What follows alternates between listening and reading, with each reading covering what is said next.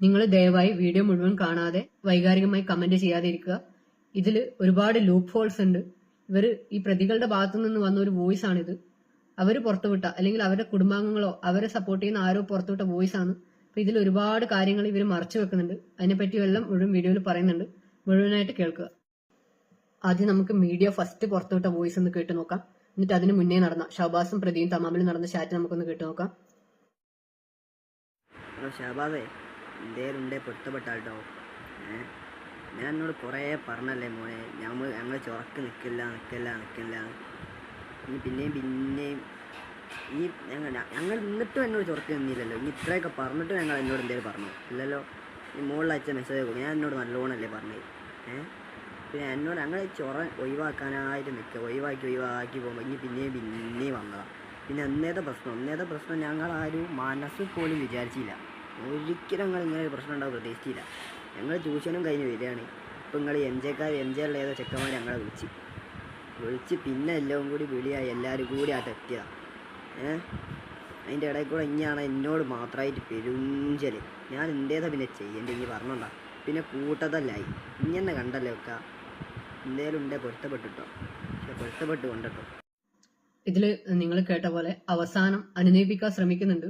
ഒരുപക്ഷെ ഇതെല്ലാം ഈ ഒരു പ്ലാനിന്റെ ഭാഗമായിട്ട് നടന്ന ഒരു കാര്യങ്ങളായിരിക്കും.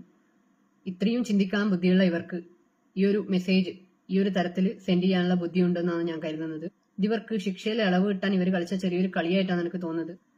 ഇപ്പൊ നിങ്ങൾ ഈ വോയിസ് ചാറ്റിലൂടെ കേൾക്കാൻ പോകുന്നത് മുഴുവൻ ഷഹബാസിന്റെ വോയിസ് മാത്രമാണ്.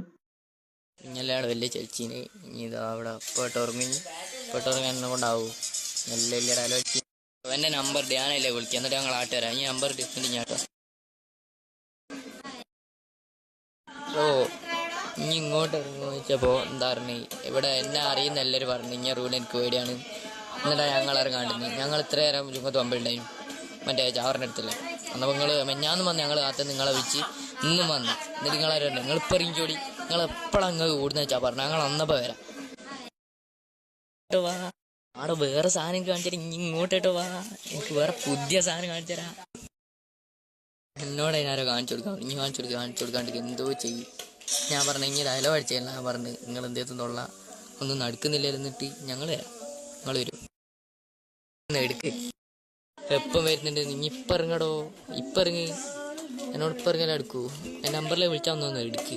ഞങ്ങൾ വിളിക്കാം, ഒന്ന് എടുക്ക്. ഇനി വരണമെന്നില്ല, വരൂലെന്ന് ഞങ്ങൾക്ക് മനസ്സിലായി. ഇനി ഒന്ന് എടുക്ക്. വരെയല്ലോ ഞങ്ങൾ എന്തോരാ ചകാത്ത് കഴിഞ്ഞ് ഇങ്ങനെ വരാറിഞ്ഞ് വരാണ്ട് ഞങ്ങൾ എന്താക്കാനാ? ദാടിന്ന് എനിക്ക് പേടിയാണ്. ഓരോ കാരണം പറഞ്ഞു കഴിഞ്ഞാറിന് വിളിച്ചാൽ അന്നപ്പോൾ ഇവിടെ വരണം. ഞങ്ങൾ നിങ്ങളെപ്പോൾ വിളിച്ചോ? നിങ്ങളിപ്പോൾ അന്ന് രാത്രി 12 മണിക്ക് വിളിച്ചോ? ഞങ്ങൾ അടുത്ത് ആരാന്ന് ഇപ്പം എന്നോ പറയേണ്ട ആവശ്യമില്ലല്ലോ. പിന്നെ എൻ്റെ ആരോ തച്ചാങ്ങി തിരിച്ചല്ലോ തല്ലേ. ഞങ്ങൾ ഓനെ തല്ലും. ഇനി എന്നിട്ട് ഒന്ന് കൊല്ല്, ബാക്കി എന്നിട്ട് കാണാം. ഓനെ തല്ലുന്ന് പറഞ്ഞാൽ തല്ലു. ഉറപ്പങ്ങൾ നേരെ വന്നാൽ തല്ലു. പറയുന്നതൊക്കെ ഞാൻ തല്ലു. എനിക്കൊന്നും പറയാണ്ടോ. ഇനി കാണാനേ കോറങ്ങാട്ടെ കയറും. അല്ലെ ഞങ്ങൾ വിളിക്കുന്നിടത്തേക്ക് വാ, എന്നോട് നടക്കനി. ഞാൻ കേട്ട വോയിസ് ഒക്കെ ഒന്ന് കേട്ട് കഴിഞ്ഞ് റിപ്ലൈ എങ്കിലും ഇട്ട് ഇല്ലെങ്കിലും ഒന്ന് എനിക്ക് തൊള്ളർക്ക് നേർക്ക് നിങ്ങൾ എന്തായാലും വരില്ലാക്കി മനസ്സിൽ. അല്ലെ വിളിച്ചാൽ ഒന്ന് എടുക്ക്.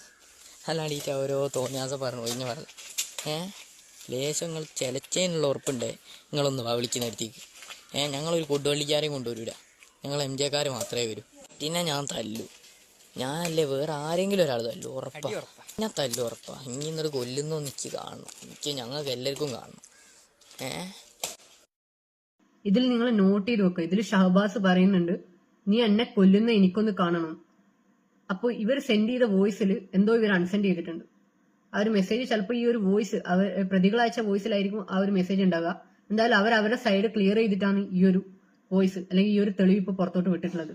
എന്തായാലും ഈ ചാറ്റ് അല്ലെങ്കിൽ ഈ ഒരു തെളിവുകൾ പ്രതികളുടെ കുടുംബക്കാരോ പുറത്തുവിട്ട തെളിവുകളാണ്. ഇതിൽ പ്രതികളുടെ സൈഡ് ക്ലിയർ ആക്കിക്കൊണ്ട് അവരുടെ വോയിസ് പ്ലേ ചെയ്യുന്നില്ല. അതുമല്ല ഇൻസ്റ്റഗ്രാം ആണ്, നമുക്ക് മെസ്സേജ് അൺസെൻഡ് ചെയ്യാൻ പറ്റും.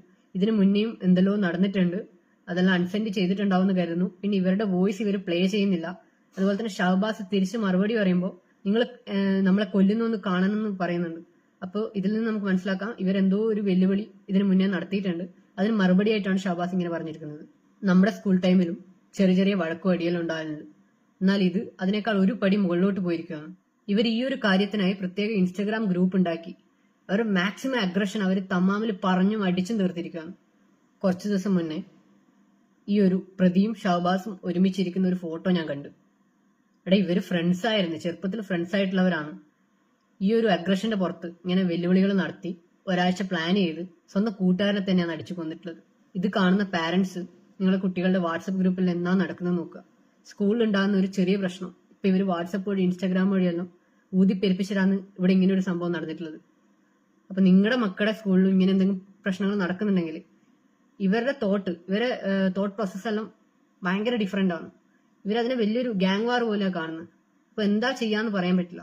നാളെ നിങ്ങളെ വീട്ടിൽ ഒരു ഷഹബാസ് ഇല്ലാണ്ടൊക്കെ നിങ്ങൾ ഇങ്ങനത്തെ കാര്യങ്ങൾ ശ്രദ്ധിക്കുക. മറ്റൊരു വീഡിയോയുമായി കാണാം. നന്ദി.